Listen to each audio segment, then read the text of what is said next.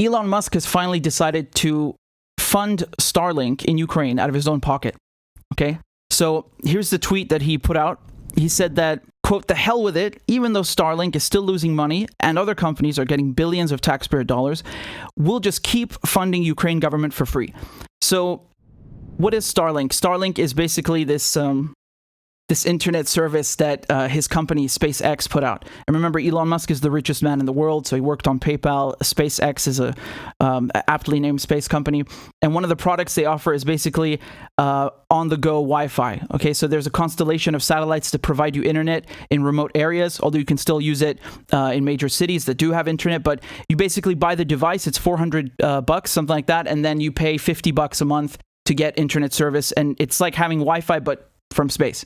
Okay, so the Ukrainians they've been depending heavily on this because they don't have communications anymore. They were knocked out by the Russians. So what's been happening is he's been donating some of these units to the Ukrainians. The Polish, who are just next door, have been buying some of them and giving them to the Ukrainians. And you have the Pentagon, which has also supplied some of them, but it's very expensive. And I'll get into the costs in a second. But he's saying that he's going to fund it himself, which is very interesting because a few days ago he said he can't pay for it anymore. And he really angered the Ukrainians. You had a few days where the Starlink was not working anymore. And like I said, the Ukrainian military, not just civilians, the military depend on this very heavily. And here, there was a tweet that he put out on October 3rd, which really pissed off the Ukrainians. So I'll just read it to you. He said that Ukraine and Russia peace would be to, number one, redo elections of annexed regions under United Nations supervision. Russia leaves, if that is the will of the people. Number two, Crimea formally becomes part of Russia, as it is, as it has been since 1783, until Khrushchev's mistake. So he's talking about when Khrushchev gave Crimea to Ukraine. And then the water supply to Crimea is assured. That's number three. And number four, which I suppose would be the most important, is that Ukraine remains neutral, right? And he did this as a Twitter poll. 60% of people on this, it's just a Twitter poll. Don't take it too seriously. But the real thing that I want to show you is underneath. So you see this Ukrainian diplomat. I think he's the Ukrainian ambassador to Germany. He said, quote, "Fuck off is my very diplomatic reply to you, Elon Musk."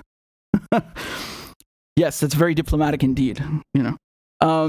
So he pissed them off because Ukraine does not want peace settlement with Russia in this fashion, right? I think it's pretty obvious now that Ukraine, and especially the West, who are funding and backing and training Ukraine, who are bankrolling the war, they want a total defeat of Russia. They're not interested in diplomacy. That much is clear. And so, they started attacking him and saying, "Oh, you're a stooge for the Russians. Who put you up to this? Was it Putin? Oh, you had a phone call with Putin." And then they said that that's the reason the Starlink wasn't working for a few more days. And Elon Musk is lying. He's just pretending that he cannot afford Starlink. Someone here on Twitter wrote that Elon Musk's Starlink says it can no longer afford to give Ukraine free service and asks the Pentagon to pay for it. Starlink had been a game changer in the war. This comes days after Ukrainian ambassador told Musk to fuck off. And Musk replies underneath, "We're just following his recommendation." So that was a bit of a good tongue-in-cheek there. But ultimately, Musk decided to pay for it. This is the latest news that we have. He said, "I'm going to pay for it out of my own pocket." And look at the costs. He says that this article here by the Financial Times was not good. He said the article falsely claimed that Starlink terminals and the service, right, the monthly service, were paid for when only a small percentage had been paid for. This operation has cost SpaceX $80 million and will exceed $100 million by the end of the year.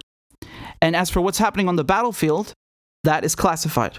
I've no doubt that it's very expensive business. I have no doubt. But remember, at the end of the day, whether it's Elon Musk or other companies, they're making money from this war. So that's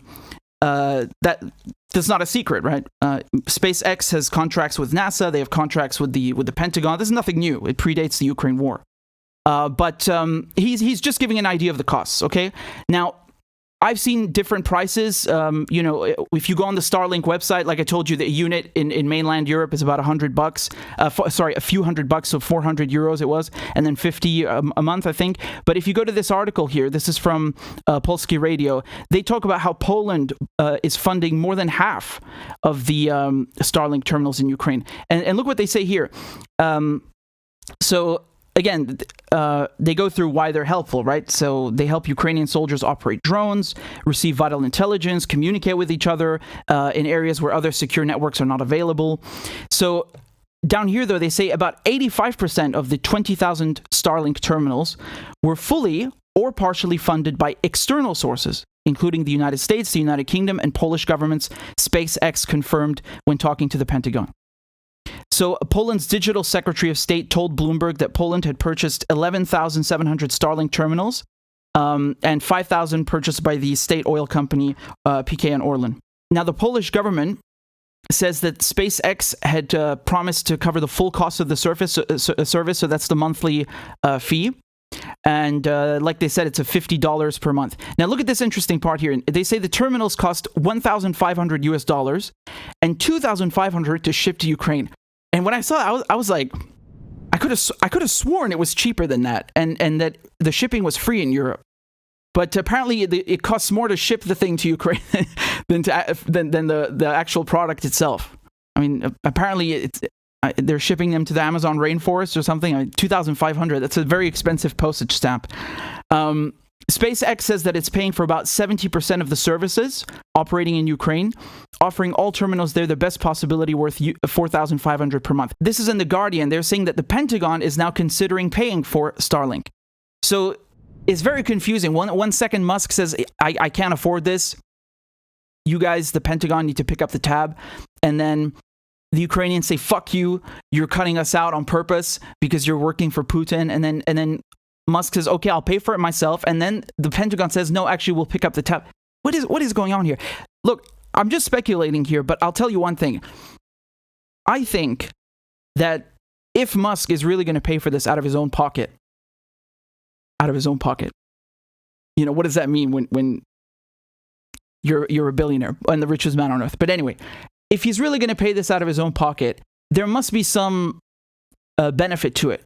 I'm speculating, but maybe they told him, okay, if you just deal with the Starlink thing for us and you keep the Ukrainians going, we'll give you this contract with NASA in 5 years for this mission.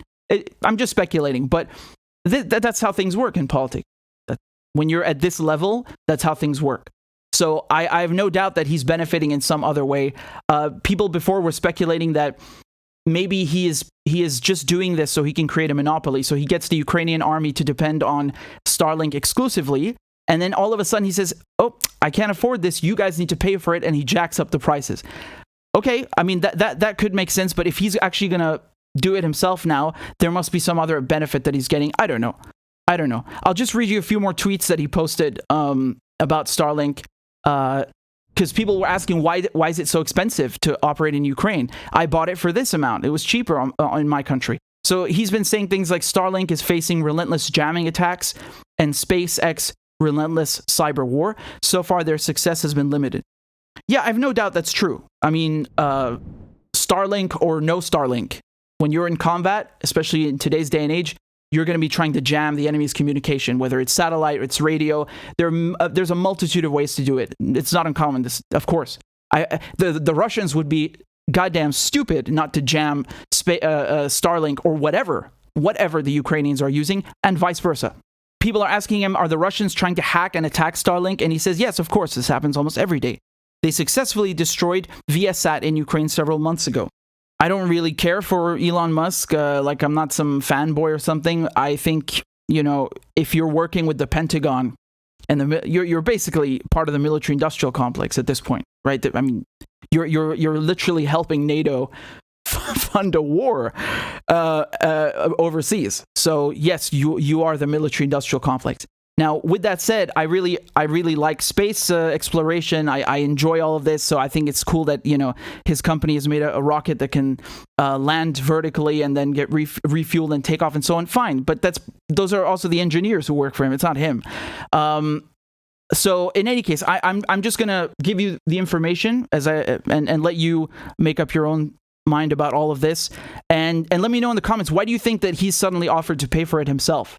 He wrote somewhere that you're damned if you do, damned if you don't. That's definitely true, because whatever he does, people are gonna crap all over him, right? If he doesn't fund Starlink or give Starlink in the first place, they would say, oh, you're working for Russia. And then if he does give them Starlink and he does pay for Starlink, they'll say, oh, you're exacerbating a nuclear war. And then if he gets the Pentagon to pay for it, they say, oh, you're profiting from the war. So, I mean, I understand he's going to get criticism regardless, but I'm curious what you guys think, why he's agreed to pay for it himself. What do you think is going on here? Let me know in the comments.